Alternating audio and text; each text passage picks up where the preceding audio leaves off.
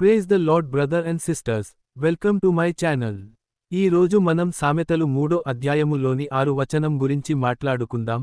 నీ ప్రవర్తన అంతటియందు ఆయన అధికారమునకు ఒప్పుకొనుము, అప్పుడు ఆయన నీ త్రోవలను సరళము చేయును.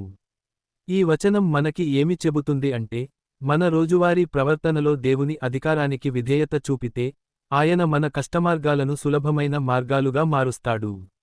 ఇది ఒక అద్భుతమైన వాగ్దానం. ఇది మన జీవిత మార్గాన్ని సరళం చేసే దైవిక రహస్యం. రండి, అందమైన ఉదాహరణలతో దీన్ని అర్థం చేసుకుందాం. మొదటి అందమైన ఉదాహరణ, డేవిడ్ మరియు గొల్యాత్. డేవిడ్ ఒక చిన్న ఆవులు మేపేవాడు. గొల్యాత్ అంటే భారీ రాక్షసుడు. గోల్యాత్ను చూసి అందరూ భయపడ్డారు. కానీ డేవిడ్ తన ప్రవర్తనలో దేవుని అధికారానికి ఒప్పుకున్నాడు. దేవుడు నాతో ఉన్నాడు అని నమ్మి, ఒకే కర్రతో గొల్యాత్ను ఓడించాడు. దేవుడు అతని త్రోవలను సరళం చేశాడు, భయంలోంచి విజయంలోకి మార్చాడు. రెండో ఉదాహరణ, ఒక యువతి, సారా, పేరు మార్చాను.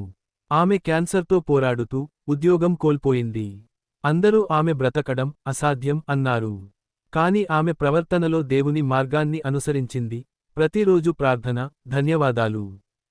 ఫలితంగా క్యాన్సర్ నుంచి కోలుకుని మెరుగైన ఉద్యోగం పొందింది. దేవుడు ఆమె మార్గాన్ని సరళం చేశాడు. మూడో ఉదాహరణ, ప్రకృతిని ఊహించండి. ఒక చిన్న నది కొండల్లో కష్టపడి ప్రవహిస్తుంది. కాని అది దేవుని మార్గాన్ని అనుసరిస్తుంది, ఒప్పుకుంటూ ముందుకు సాగుతుంది. చివరికి అది అందమైన జలపాతంగా సముద్రంలోకి చేరుకుంటుంది. ఇలానే మన జీవితం దేవునికి ఒప్పుకుంటే, మన త్రోవలు సౌందర్యవంతమైన మార్గాలవుతాయి. ఈ ఉదాహరణల ద్వారా మనం తెలుసుకోవలసిన నీతి ఏమిటంటే, డేవిడ్లా నమ్మకంతో ఒప్పుకోండి. సారాలాగా ప్రార్థనలో ఉండండి. నదిలాగా సహజంగా ముందుకు సాగండి.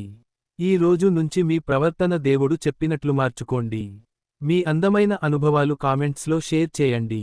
లైక్ చేసి, సబ్స్క్రైబ్ కూడా చేయండి. దేవుడు ఆశీర్వదించునుగాక.